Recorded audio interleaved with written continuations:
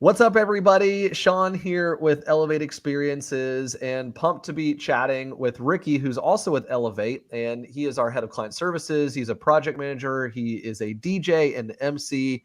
Just overall, he's a good person. And he is known at Elevate for like the king of dad jokes, which you might get a couple of those on the show today. And they're, just to let you guys know, it's always off the cuff. So nothing's ever planned when it comes to a bad joke or a good joke. Depends how you look at it. But it is off the cuff. So we may or may not get one. We'll just kind of have to roll with it. And sometimes we're blessed enough to get both a bad joke and a good joke all in the same like moment or even breath sometimes. Yeah. It all happens all together. All right, Ricky, we get to chat today about clarity meetings. So the importance of a clarity meeting internally for our company really resonates with a lot of people that we know. Because if, let's say, for example, someone's watching this or listening to this and they're an executive assistant to the CEO, or maybe they're the CMO, or maybe they're a director that reports to the CMO, right? So a clarity meeting, the importance of that is what our team does is whenever we book an event, a lot of times it's myself or you or Billy, our founder and president, and we book an event. And then what happens is when we book an event, we've got a bunch of details that are rattling around our brain. We've talked about it with the clients. We've said, hey, like we know a bunch of this information, but a lot of times if the schedule, like if we've got multiple events in the same day or just because of availability or because of talents or strengths, I might not be the person that moves that project forward, and I've got to give you the information. We do a great job at logging it behind the scenes. We log it into Google Drive or we log it into HubSpot, and we've got these different tools that we can log this information and all of these notes that we've been taking. But what we implemented a couple years ago was this thing called the clarity meeting. And the clarity meeting, it can take anywhere between 5 and 30 minutes. But it's where whoever booked the event for our team meets with the project leader who's going to be moving the event forward and gives them all of the nitty gritty of what has been written down, as well as some of the stuff that's like, it's just kind of hard to write down because as good as our notes are, sometimes there's just information that doesn't make it into the notes. And so you get to translate that to the person. So I'm excited to talk with you, Ricky, about the clarity meeting and the importance of it, because it really resonates with those people that we just mentioned, the executive assistants. They might need to have a clarity meeting where it's like, let's say, for example, they get an assignment from their director. It could be the CEO of the company. It could be the CMO who we mentioned. But so they get the information. They've been tasked with putting on this event, and then they need to meet with other people that are going to be responsible for actually helping put on the event. And so I'm excited to share with them some tips and tricks that we've learned over the last, I mean, like it's been like 4 years now, I think, of clarity meetings, right? Yeah. Yeah. And it's basically just that classic pass off of information. And I know that if you're listening to this, you probably are relating already where you have had a moment where you didn't have all the information. You're talking with your client about something and you kind of go back and say, oh, I didn't realize that was something that we could have maybe talked about before we got this far. So having this clarity meeting really helps the clarity of the way that you serve your client or whatever your scenario is. You'll be able to really dive into the deeper details and not waste time with that person if it's a client-facing relationship to say, hey, what is that we need to do? And it just makes the organization look better. So I know clarity meeting is something that has definitely taken our Elevate organization from here to here with communication when it comes to client-facing relationships. And so I am excited to talk with you today, Sean, about how we do that and what are some of the questions we ask and maybe even the system, share our system of pulling up that snippet in HubSpot in our CRM to be able to share that. So whatever you're thinking. That's a great segue because I'm actually staring right now. I've got it pulled up right in front of me, the clarity meeting notes that we have. So we use HubSpot. It's a CRM. I know that other people use different ones. And what HubSpot allows us to do is create this snippet. So it's basically a template where all we have to do is type in like hashtag clarity, hashtag, and hashtag blessed. Hashtag blessed. That we don't do that one. We do hashtag clarity, although we are hashtag blessed. And And so one of the interesting things is we've got these questions, and the questions that are basically when we got together as a team and we said, hey, what are the questions that we need to be asking, and what are the questions that we need to be answering whenever we do have this handoff of information from one person who was in charge to another person who could potentially be in charge as well, or at least working together on it. Yep. And so there's a couple of them that will relate. There's a couple of them that don't relate to everyone. The very first one that we have written down is, what is the organization and what is this event for? Now, what's interesting about this, like, let's say, for example, you're the executive assistant and you have been tasked by your CEO to put on an event for your company. Well, sometimes those events are benefits, and they might benefit like a different organization, say a nonprofit or something like that. So this question is still great for internal, because you could even translate it to what is the organization? So it could be like, is it for a nonprofit? And then what is the event for? Or even if you're a larger company, it could be like, let's say you're on the events team within a larger company, and you've got, I don't know, a couple thousand employees. Well, you probably have a bunch of different groups or even departments. Yeah. Departments. Yeah. Yeah. So what would be an example, Ricky, that you could think of? And we're talking about clarity. So clarity, like the center of the bullseye, is this, like, clarity comes from the word clear, right? And I love what Dave Ramsey says, which is, to be clear is to be kind, and to be unclear is to be unkind. So why is that question so helpful for you when you and I meet, of what is the organization and what is the event for? Yeah, I love this. I love this question because even if we've worked with them before, there is maybe a new person. So Sean and I actually met this morning for a clarity meeting, and this was an organization that we've done many events for, but this is the first time that I have personally worked with this person as the project leader. So kind of getting to know them a little bit more too, like, hey, what's he like? What's the communication style like? So knowing who it's for could bring even more questions. So the questions that we see on our clarity note is really just a starter. It's to start the question. So from there, he asks, what is the event and the organization? I will probably go in and say, okay, great. I don't know this person well. Can you tell me how they communicate? What's something that I can do to help the communication process go even faster between us? So, and he was like, yeah, he likes to text. And so now I know that I can text with this person and we'll be able to communicate faster. So whatever works within your organization, let that work. But we have no problem texting our clients. Well, and that's an interesting thing that you brought up too, is a lot of times it's the question that starts the question kind of thing, right? Absolutely. It's this process that a lot of great interviewers go through, of chasing questions or just diving deeper into it. And so I love that you brought that up, because that's really important. Like, it's, what is the organization? What is the event for? Which is really like what are they trying to accomplish, is another way of asking that same question. And then it sparks these conversations of like, okay, well, who is the audience, and all of these types of things. Which, by the way, because when we use HubSpot, a snippet is limited to a number of characters for a text. And so we thought of more general questions, and because there's all different types of events also. So not all questions are going to be relatable to every event, but these ones are pretty general to most events. So the next one that we have in the snippet is, who are the main contacts and what are their responsibilities for the event, which is, I think, super important, because it allows you to focus on the who, right? Like, a lot of times we get so caught up into, we as event planners, I mean, so this is not just like me and Ricky. this is a generalization, and maybe I'm stereotyping.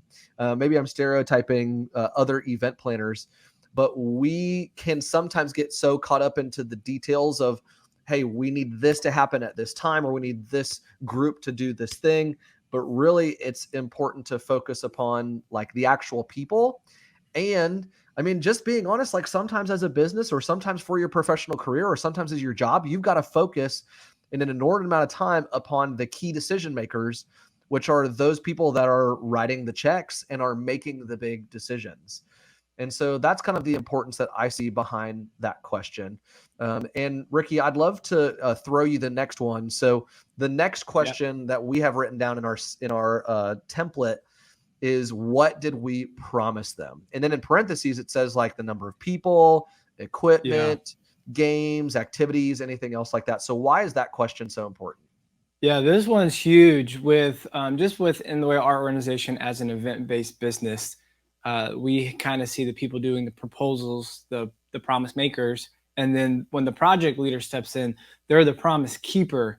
So that question is really vital for us because it's, hey, what do we need to make sure that has to happen that we said that would? So a lot of times when we're making proposals, sometimes we'll propose an agenda to them, or we'll propose some games. And so knowing what that is and seeing some of those notes is super helpful because the person that we're communicating with has already agreed to this type of agenda and these type of games. And so if we didn't communicate that, what was the promise? What was the promise that was made?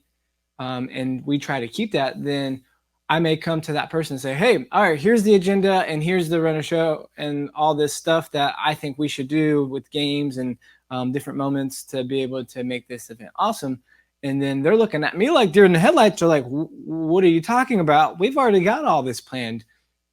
Sean from your team already told us the run of show. He already told us this. So why are you guys changing it all of a sudden? Because we really like Sean's and we may not really like yours.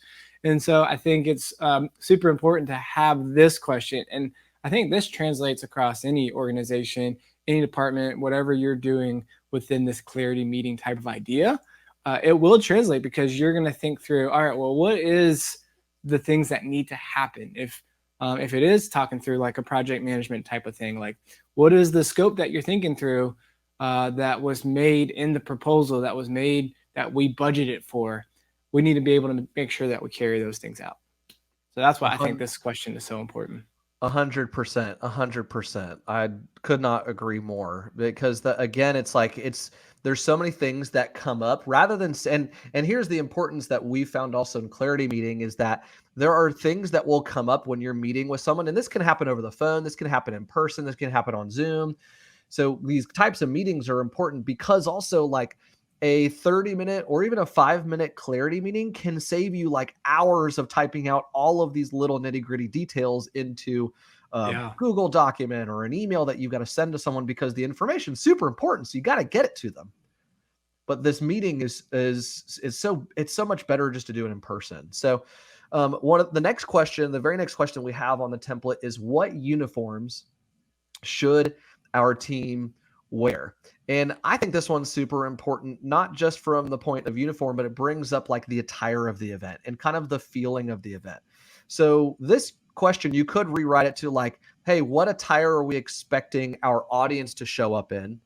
And it's still important for your keynote speakers. It's important for your host MC. It's important for your event planners. It's important for your production team to make sure that they have a level of expectation. Like if you're going to be in an outdoor event, can they wear shorts? Can they wear short sleeves? Can they be a little bit more comfy? So this is a question that we like to ask specifically as a team so that we know of, okay, this is a black tie fair. Like for example, in 2 weeks, myself and Billy, we're going to be going to Birmingham, Alabama for a leaders retreat with an organization that has they have locations for their business literally all over the Southeast, and they're growing like crazy. And so they're getting their best leaders together. And so part of what they have sent their people are, hey, like make sure to wear this on these days. And so that allows us as a team to be professional as well in order to match it and to not show up in shorts when everyone else is like dressed black tie kind of thing, which would be super awkward. So it's just something important to talk about. All right, Ricky, I get to hand you the next one. So the very next one Bring it. is, are there any vendors that the relationship needs to be solidified? So is that in those vendors, they could be keynote speakers, they could be a caterer. Why is this question so important? Yeah, I like this question a lot because it's not something that hits every single event, because a lot of times I feel like I get handed some of the projects that happen within a week. And so sometimes there's no vendors for those things because it's just a quick event for us. But there are times where it's going to be an 18-month out process, and you are going to have to secure vendors. I think about when we did, we're located here in Atlanta, and when we did a huge thing for an organization inside of the Atlanta Braves Stadium, and we rented out the entire Braves Stadium. Like, there was a lot of vending and vendors relationships that we had to manage. And so, yeah, we had a long leeway to do a lot of that stuff, but there was probably, I don't know, 15 to 30 different things that we had to manage on a daily basis with our vendors. And so that's why this question is so important, because if you don't know all the vendors that you may need, then you'll probably miss something. And then it goes back to not being able to keep that promise that we promised them early on. Because if I'm not told that we need inflatables and we need to manage the inflatables, but I was told that we are going to have inflatables, I may just assume that those inflatables are going to fall on the company that we're doing the event for. Well, and it's really helpful just to talk it through with someone too, because literally right before we hit record on this, you and I were just talking about an event that we're helping, an organization that's in Atlanta, and they're asking us to help book the keynote speakers. And so you and I were Yep. literally like, you were like, yeah, I was thinking about this person. I said, oh yeah, and this person would be great too. And then it just talking it through, it sparks these oh Yeah. yeah Oh yeah. moments Oh are yeah. great. Oh oh yeah, like Oh the cool. yeah. That's like the Kool-Aid guy bursting through the wall, right? Like oh Yep. yeah. But it really is helpful to talk these things through, because you do have these moments where you're like, oh yeah, and this person would be great for this, or I know someone who would be like the perfect person to fit this. So that's a great point. Okay, we've only got a couple of more. One of the next questions is interesting for us to talk about as a company, and I'm excited to share it with our listeners because I think it's important for the planning process. And so the question is, what is the frequency of touch points needed for this event? So how often are you basically going to get your lead people together, your decision makers together? And so whenever we ask this question to our team and we're talking about it internally, we're thinking through things like, okay, well, how often do we need to be on Zoom with them? Or how often do we need to be in person? When do we need to do a site visit? Those kinds of things. And a general rule of thumb that we do is the more time we have before the event, meetings can be a little bit more spaced apart. But it's important Mm-hmm. to get into this regular rhythm of meeting with our team and with their team of whoever is involved in putting on the event, which is super important, so that you can keep progressing towards the day of the event and getting into this regular meeting cadence, which is a great word. It's kind of like a $5 word of saying, like, let's meet regularly, right? So that's one thing. And then the other part of asking this question is it allows you to also think about, okay, who do I need to meet with regularly? And when you do that, when you meet with those people, you're naturally going to give updates, and you get to have those oh yeah moments. Hey, I'm trying to solve this problem. Oh yeah, I've got this person that would be perfect for this. All right, now Ricky, I get to hand it off to you for the next one, which I kind of already mentioned, but one of the questions that I had is, or that's the very next question is a site visit needed?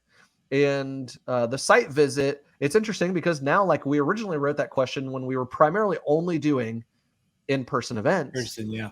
but now a site visit could be like we might even need to rewrite it to where is it a site visit or a demo needed for the online platform, because a lot of times we're doing a new one. So what would you say to the importance, or like what are some nuances to that question?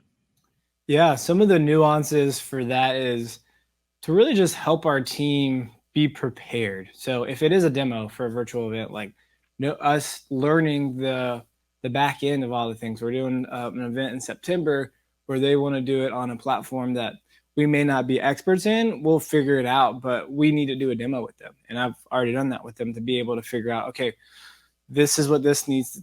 This is what this platform needs for us to be able to stream, or if it's an in person, because we usually bring equipment, we're looking for one, the flow of the room. How will the room flow? How will it look? What do we need as far as equipment? And then another thing that we're looking for in an in-person site visit is like power. Well, is there an outlet? I know it's super practical, but is there an outlet within a 50 to 100-foot radius that we can use to power up our equipment to make this event come to life? And so that's some of the nuances. And sometimes it's even just learning the parking. If you live in a big city, if you're doing something downtown, you may get lost. And sometimes when I do a site visit in a downtown area, I will purposely try to get lost and learn where are some of the landmarks around that area. So when my team is trying to get there, I can say, all right, you see that stop sign next to the jewelry store? You're going to take a right there, and then you come down that alley, and we're in the loading dock right there. And so knowing those kind of things is helpful. When I first started doing this, Sean, quick story of getting lost. We were in downtown Atlanta near the old Turner Field, and I was trying to figure out how to get to this area where we were, and there was just probably 5 or 6 one-way streets. So if you missed a turn, it was going to take you a good 10 minutes. And so I usually pretty good with directions. And so I typically, when I do this, I get lost and I can usually find my way back or hit the street or whatever. I was legit lost for 10 minutes before I turned my phone on saying, all right, help me get back to the location, because now I just wasted an extra 10 minutes that I didn't want to.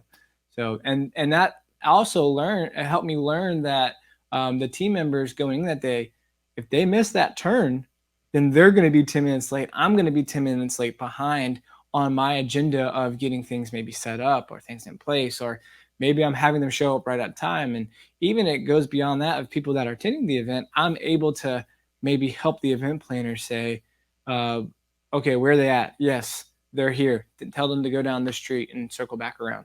And so sometimes GPSs don't always work. And so you kind of have to rely back on that human intuition.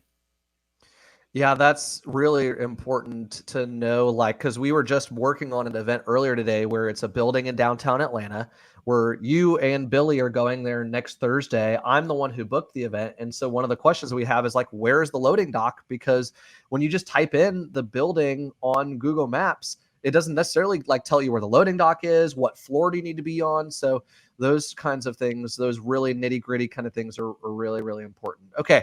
The very final question, because this has been amazing, really fun conversations to hash out with you, is Yes. The very final question that we have in this template that we have is, what are the next steps? I'll say that again. What are the next steps?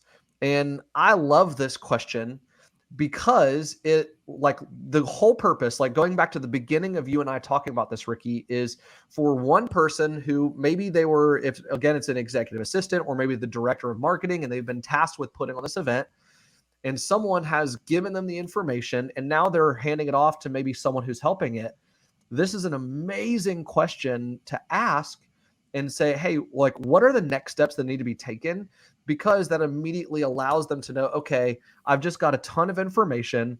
I've got a bunch of things I need to do, but what is the 1 or 2 things that really need to be done soon in order to really make this successful and to progress it forward, and in order to make this project really come to life?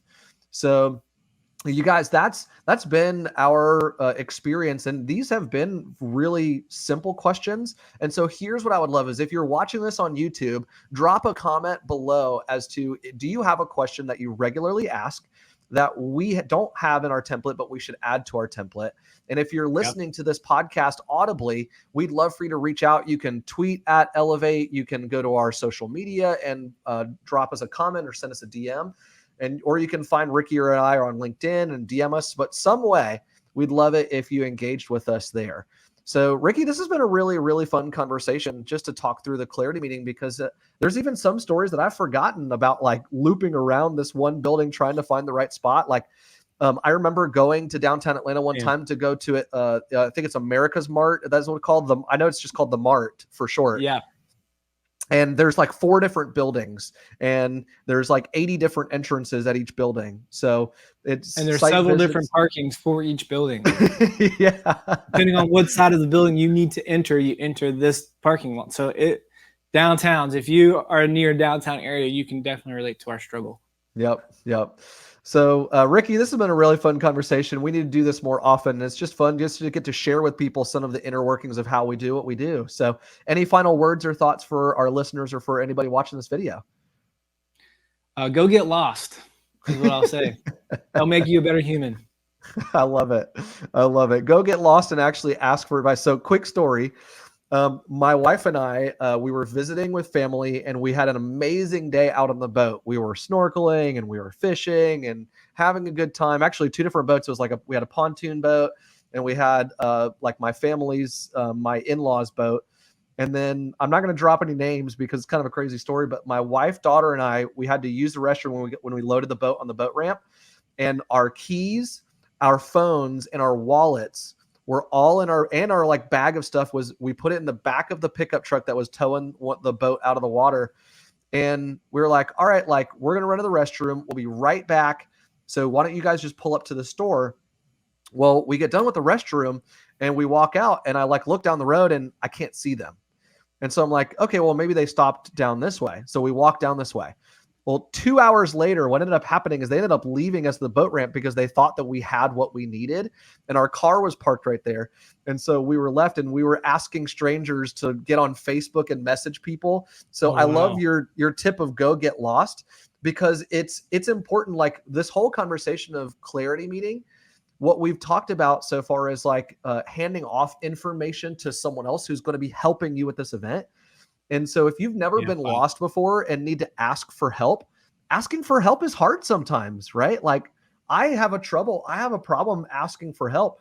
And it was so like crazy to be stranded at a boat ramp with no keys, no wallet, no phone, no means of transportation, no money, and be asking these strangers. And people were super nice. They're like, oh yeah, you can use my phone. You can message this on Facebook. You can call this person.